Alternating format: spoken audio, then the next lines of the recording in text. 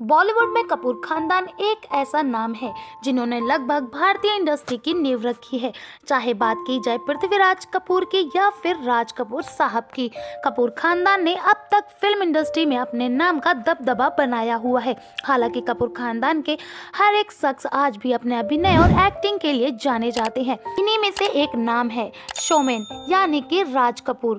राज कपूर साहब एक ऐसे शख्स थे जिन्होंने बॉलीवुड में एक से बढ़कर एक बॉलीवुड फिल्में दी और अपने अभिनय से लोगों का दिल जीता। लेकिन क्या आप जानते हैं कि महज 63 साल की उम्र में राज कपूर साहब इस दुनिया को अलविदा कह गए। लेकिन उनके मौत के पीछे का राज आज भी हमसे और आपसे छुपाया जाता है।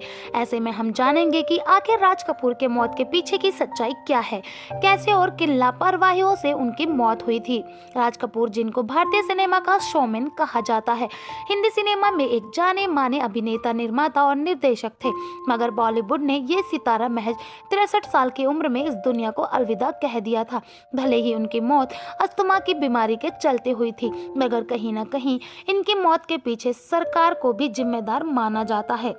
हिंदी सिनेमा में इस शोमैन का निधन जिन हालातों में हुआ, उससे ये कहा जाता है कि उनकी मौत समय से पहले हुई। अगर ये कहा जाए कि केंद्र सरकार के प्रोटोकॉल के चलते कपूर साहब का निधन हुआ, तो ये कहना गलत नहीं होगा। हिंदी सिनेमा को बहुत ही नायाब फिल्में देने वाले राज कपूर अपने आखिरी समय में अस्थमा की बीमारी से पीड़ित थे। जिस समय वो अपनी आखिरी फिल्म हीना की शूटिंग में व्यस्त थे, उन्हें केंद्र सरकार की तरफ से दादा साहेब सम्मानित किया गया था।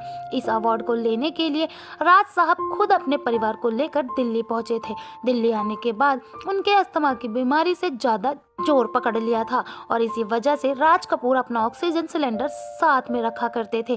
अवार्ड लेने गए राज कपूर को राष्ट्रपति भवन में सुरक्षा के कारणों के चलते अपना ऑक्सीजन सिलेंडर को बाहर ही छोड़ना पड़ा था। ऐसा कहा जाता है कि राज कपूर ने अपना सिलेंडर ही नहीं बल्कि अपनी जीवन की डोर भी बाहर छोड़ दी थी। दादा साहेब फाल्के अवार्ड का समारोह हुआ था और राज साहब दर्शकों के बीच बैठे थे। उन्हें काफी समय से असहज महसूस हो रहा था। राष्ट्रपति के आर नारायण के भाषण के बीच राज कपूर को अस्थमा का दौरा पड़ा।